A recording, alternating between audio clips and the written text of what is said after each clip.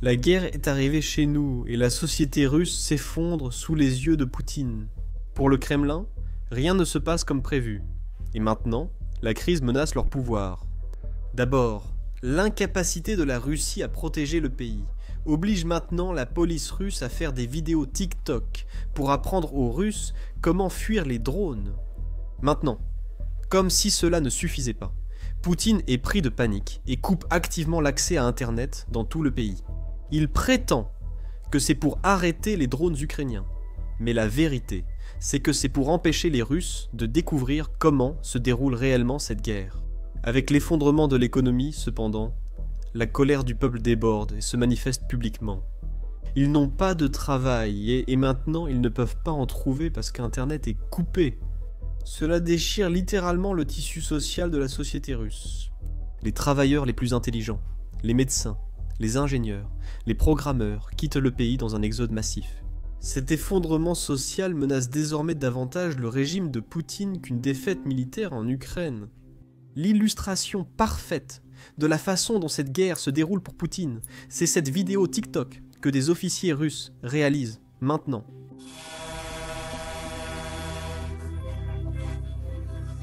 Si vous entendez un bruissement ou un bourdonnement dans le ciel, comme une tondeuse à gazon, si vous apercevez une forme à environ 100 mètres d'altitude, il pourrait s'agir d'un drone. Abritez-vous immédiatement.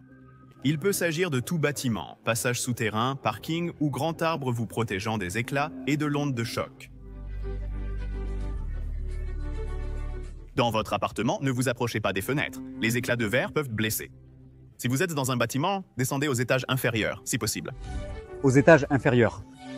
Si vous êtes en voiture et qu'il y a un drone juste devant vous, arrêtez la voiture, sortez-en et cherchez un abri. En cas d'explosion, allongez-vous et protégez votre tête avec vos mains. En cas d'explosion, couche-toi et protège ta tête. Relève-toi après. Il vaut mieux s'éloigner prudemment en rampant ou en roulant. Sur le côté.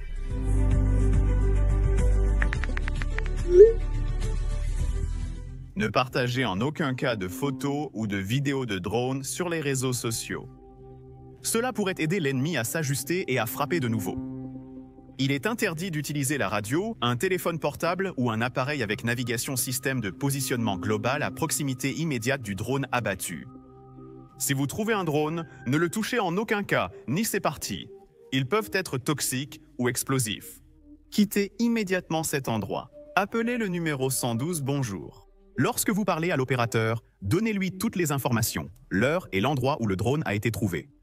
Vous pouvez accéder aux informations d'urgence concernant les attaques de drones via l'application du ministère des Situations d'urgence de Russie.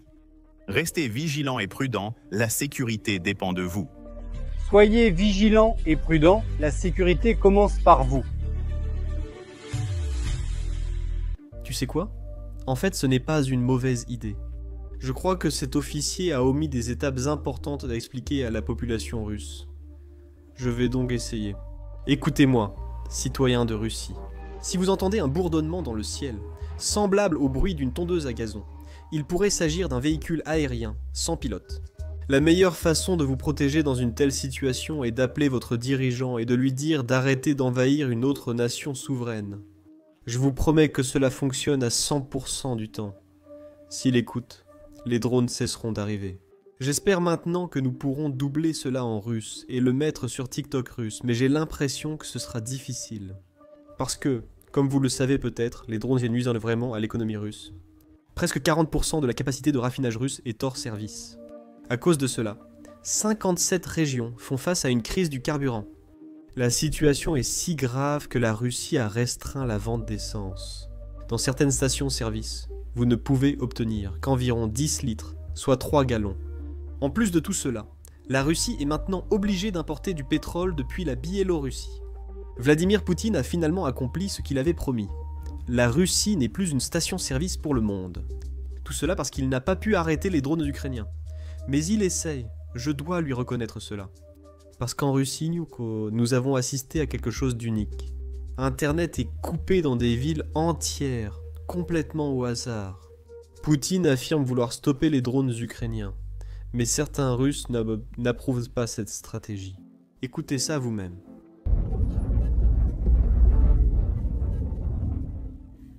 En bref, ils tournent des vidéos comme ça.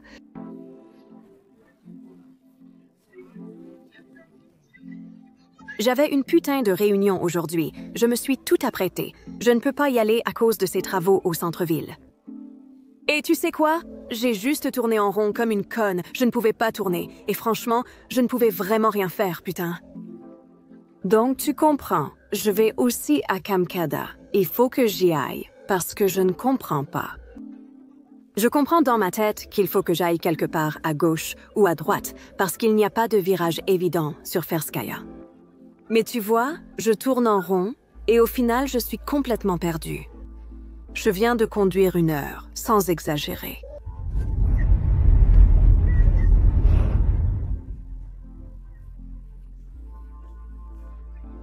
Je vais juste foutrement m'enfuir parce que je dois aller au périphérique de Moscou. Le demi-tour, c'est la galère. Les choses à Khimki, c'est de la folie sans système de positionnement global. Je suis tellement foutrement vexée. C'est juste dommage que je ne puisse pas. Elle est simplement vexée?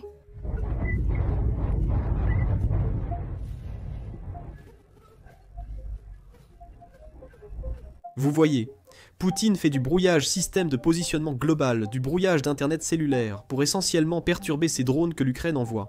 Ce qui a du sens. Les drones ukrainiens utilisent en effet internet et le système de positionnement global pour trouver leur cible et la détruire. Mais le problème, c'est que ce sont les citoyens russes, qui souffrent bien plus que les Ukrainiens. Parce que les Ukrainiens touchent toujours ce qu'ils visent. Et d'après les vidéos que je vois circuler sur les réseaux sociaux russes, on dirait que les Russes préfèrent en voir leur raffinerie brûler plutôt que de perdre leur accès à Internet. Je ne leur en veux pas. Maintenant, toi et moi savons très bien que Poutine utilise simplement l'excuse des drones pour renforcer son emprise sur l'Internet russe. Il veut augmenter la censure parce que cette guerre ne se passe pas du tout comme il l'avait prévu. Les autorités russes ont bloqué les appels sur Telegram et WhatsApp et forcent les gens à installer la nouvelle application Max. Le seul problème, c'est que l'application a été créée par le Kremlin et qu'elle est gérée par le Kremlin. Donc il semble que Poutine soit moins inquiet par les drones que par ce que les gens s'envoient comme message et ce qu'ils se disent lors des appels. Donc, si vous êtes en Russie, vous devez savoir que Poutine peut tout voir, ce qui, à mon avis, était déjà probablement le cas, même avant cette application, mais au moins maintenant, il n'essaie pas de le cacher. Mais même dans ce cas, il y a des gens en Russie qui ne comprennent pas vraiment ce qui se passe. Laissez-moi vous montrer cet extrait. Ce n'est pas bloqué. Je le regarde avec un VPN tous les jours autant que je veux. C'est vrai? Donc vous n'avez aucun problème, des problèmes en Russie. Connectez-vous à un VPN et regardez sans limite. C'est comme dire, ma voiture n'est pas en panne. Il faut juste la pousser partout. Mais pour les Russes, Internet n'est sans doute pas leur principal problème. Comme expliqué dans notre vidéo d'hier, de nombreuses grandes entreprises russes licencient du personnel. Ou réduisent leur semaine de travail à seulement 4 jours au lieu de 5. C'est une grosse perte sur le salaire des gens, parfois plus de 20%, parce qu'ils ne perdent pas seulement ce jour de travail en plus. Parfois, ils passent à côté de primes qu'ils auraient eues si l'entreprise avait atteint certains objectifs de bénéfices ou de chiffre d'affaires. Désormais, les entreprises manquent de ces objectifs et perdent la prime prévue chaque semaine pour ce jour de travail en plus. Eh bien, ce genre de réduction de salaire devient encore pire quand on prend en compte l'inflation en Russie, et plus précisément l'inflation sur les produits alimentaires. Ce graphique affiche l'inflation mensuelle des produits alimentaires en Russie. Maintenant, elle a dépassé les 10% pendant la majeure partie de cette année. En 2 mois, elle n'est presque jamais passée sous 10%. Mais même dans ce cas, elle est à 95%. Donc ce n'est pas vraiment une grosse baisse. C'est la mesure officielle. Mais je suis sûr que les Russes ne disent pas tout. De plus, c'est une mesure globale. Cela prend en compte l'ensemble du panier alimentaire suivi par la Banque centrale russe, puis calcule le taux d'inflation. Mais si l'on examine les produits que les Russes consomment le plus, la situation est encore pire. Prenons les pommes de terre, l'un des aliments de base du régime russe. En fait, en Russie, les pommes de terre sont souvent appelées le deuxième pain. C'est comme un surnom. La Russie fait partie des 5 plus grands consommateurs de pommes de terre au monde. En moyenne, une personne russe consomme 140 kg de pommes de terre contre 70 kg aux États-Unis. En un an, les prix des pommes de terre ont grimpé de 200%. Cela a triplé en seulement 12 mois. Cela veut dire que ça a triplé en seulement 1 an. C'est la plus forte augmentation des 23 dernières années.